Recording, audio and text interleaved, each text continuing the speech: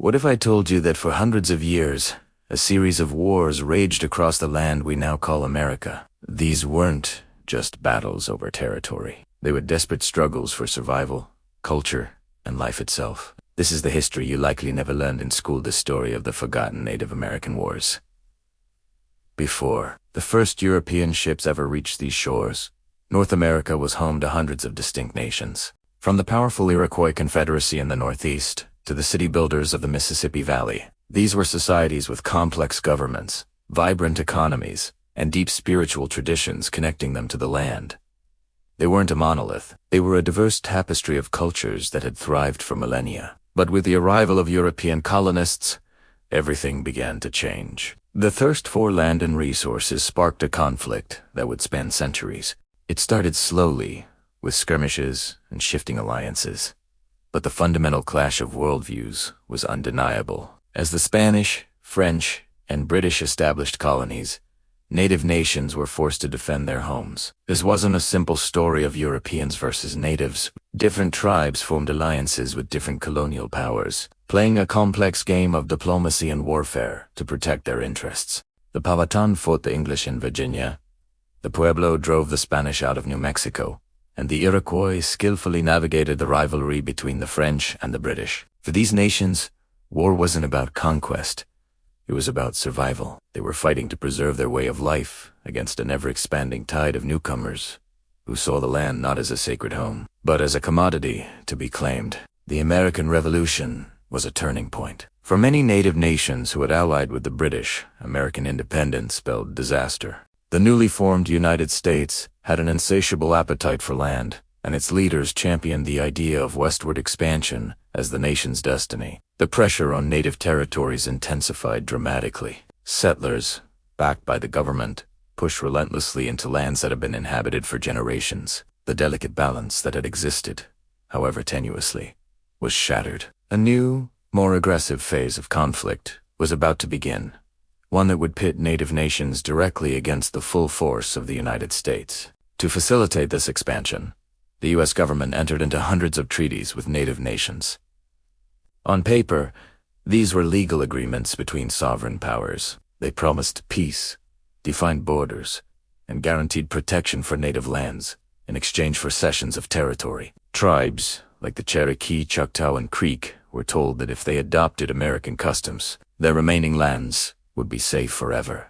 But these promises were almost always broken. As soon as the land became desirable to settlers or speculators, treaties were ignored, renegotiated under duress, or violated outright. This cycle of broken promises fueled deep mistrust and set the stage for decades of devastating conflict. In the face of this relentless expansion, a Shawnee leader named Tecumseh rose to prominence. He was a brilliant strategist and a charismatic orator who envisioned something revolutionary: a Pan-Indian Confederacy. He traveled thousands of miles, from the Great Lakes to the Gulf of Mexico, urging tribes to put aside their old rivalries and unite against the common threat. Tecumseh's alliance mounted a formidable resistance, dealing several defeats to U.S. forces. But his dream of a united native front ended with his death at the Battle of the Thames in 1813. Without his leadership, the Confederacy crumbled, and vast territories in the Ohio Valley were lost forever. Further south, in the swamps and forests of Florida, another fierce resistance was underway. The Seminole Wars, spanning nearly 4 decades, were the longest and costliest of all the Native American wars fought by the United States. The Seminoles, a diverse group that included Creeks and other tribes, as well as people of African descent who had escaped slavery, were masters of guerrilla warfare. They used the unforgiving terrain of the Everglades to their advantage, frustrating the U.S. Army for years. Though thousands were eventually captured and forcibly removed west, a small, determined band of Seminoles refused to surrender. They retreated deep into the swamps, where their descendants live to this day. The unconquered people. As American settlers pushed past the Mississippi River, they entered the Great Plains, home to legendary horse cultures like the Lakota, Cheyenne, and Comanche. The construction of railroads and the slaughter of the buffalo, the cornerstone of Plains life, brought these nations into direct conflict with the U.S. This era, known as the Plains Wars, saw some of the most famous battles in American history. Leaders like Red Cloud, Sitting Bull, and Crazy Horse led a powerful resistance. Their greatest victory came at the Battle of the Little Bighorn in 1876, where a combined force of Lakota, Cheyenne, and Arapaho warriors defeated Custer's 7th Cavalry. But it was a fleeting triumph. The overwhelming numbers and resources of the U.S. military eventually proved impossible to overcome. While some wars were fought on the battlefield, another war was waged through policy. The Indian Removal Act of 1830 authorized the president to forcibly relocate Native nations from their ancestral homelands in the southeast to designated territory west of the Mississippi. This policy led to one of the most tragic episodes in U.S. history: the Trail of Tears. The Cherokee, Choctaw, Chickasaw, Creek, and Seminole nations were rounded up and forced to march over 1,000 miles under brutal conditions.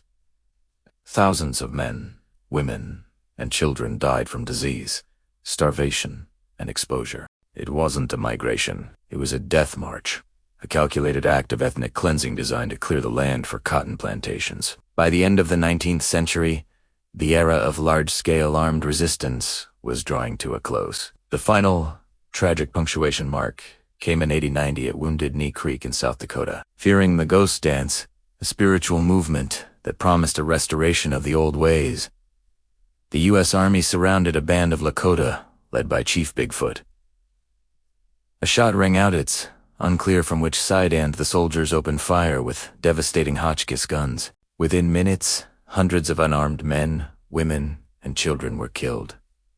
The Wounded Knee Massacre wasn't a battle. It was a slaughter, and it effectively crushed the last vestiges of Native military resistance. With armed conflict over, the U.S. government turned to a new strategy: forced assimilation. The goal was to kill the Indian and save the man.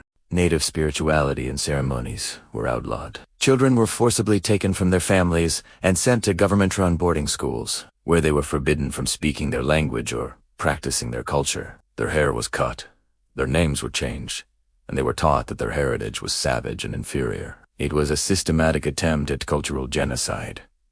Yet, against all odds, the cultures survived. In secret, elders passed down the old stories, languages, and ceremonies. The spirit of resilience proved stronger than the policies designed to extinguish it. So why is this sprawling, centuries-long history so often forgotten? Part of the reason is that history is usually written by the victors. The narrative of manifest destiny of a heroic, inevitable expansion across a supposedly empty continent is a much more comfortable story to tell. Acknowledging these wars as a long, brutal conquest against sovereign nations complicates that simple narrative. It forces a confrontation with uncomfortable truths about broken treaties, massacres, and forced removals. For a long time, it was simply easier to leave these chapters out of the history books.